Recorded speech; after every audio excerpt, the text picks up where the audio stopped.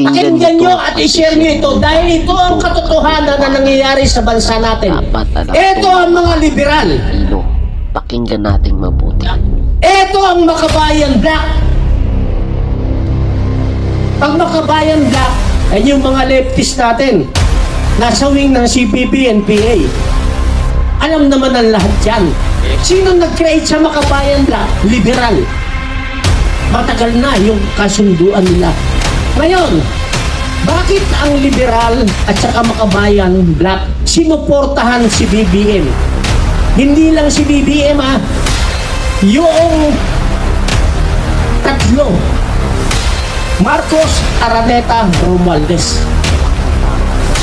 Sinuportahan nila. Bakit nila sinuportahan? Dahil si BBM lang ang kanilang vehicle, sasakyan nila, si BBM lang para makarating sila sa 2028 election.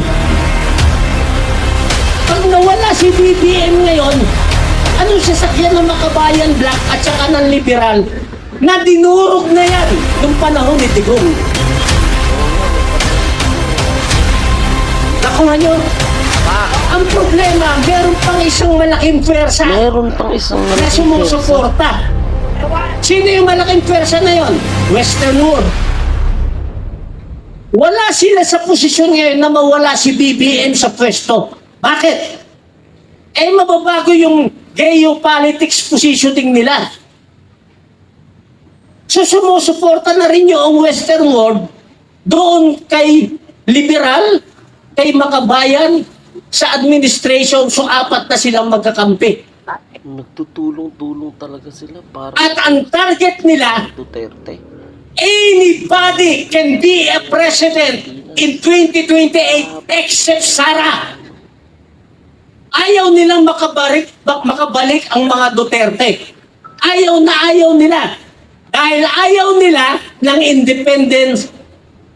independent foreign policy. Ano ibig sabihin nun? Ayaw nila na ang islam mo, kaibigan ko ang China, kaibigan ko ang US, kaibigan ko ang Russia, kaibigan ko lahat. Ayaw ng Western World nun. Ayaw nila nun. Ang gusto nila, sila lang ang kaibigan. Sila lang ang susundin. Maraming mga Pilipino hindi alam ito.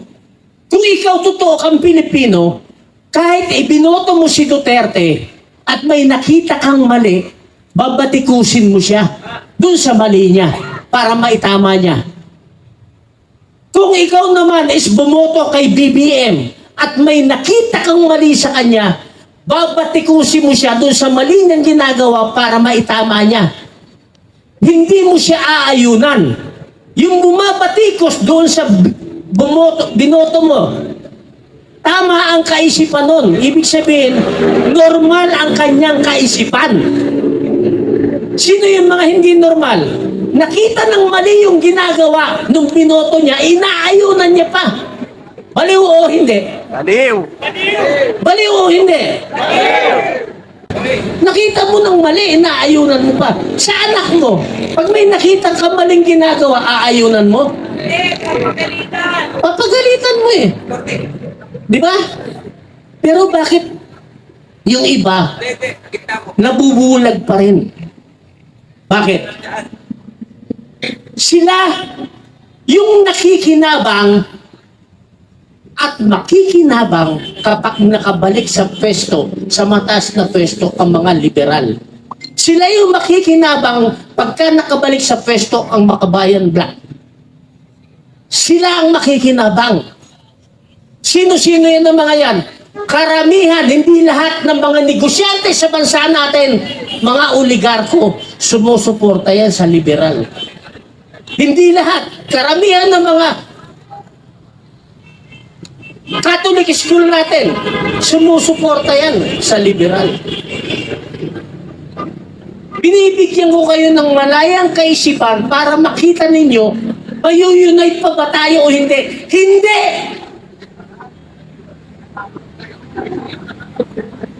Never na tayong mayu-unite.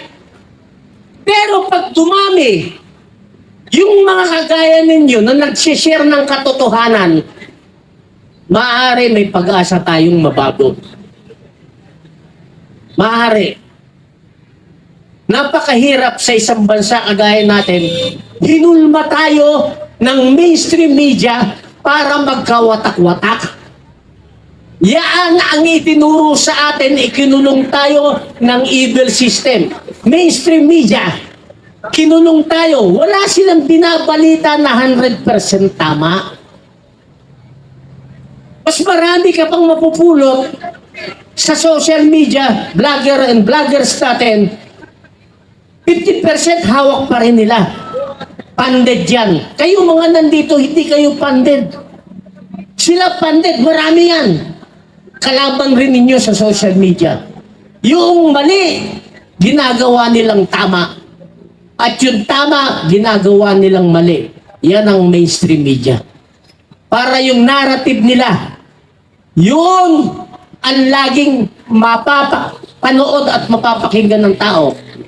Ang turo ng mainstream media, kahit nung unang panahon pa, kahit mali yan, information na yan, ulit-ulitin mo. Ulit-ulitin mo sa TV. Kahit mali yan, ulit-ulitin mo. Ulit-ulitin mo. Araw-araw, buwan, taon, ulit-ulitin mo. Yung mali, pag inulit-ulit na nababasa at napapakinggan ng tao, nagiging totoo na sa ating paningin at sa ating pandinig.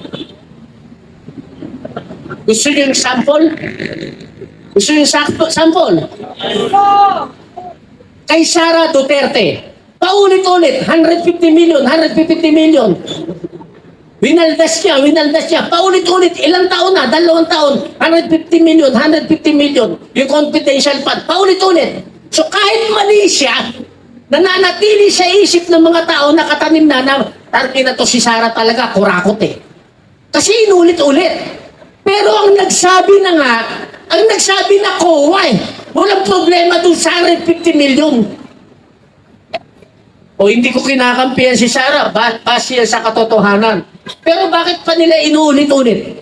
Kung iimbestigahan si Sara ng 150 million, eh lahat naman ng mga politiko eh, kahit mayor, congressman, gobernador, presidente, senador, lahat yan may confidential fund eh.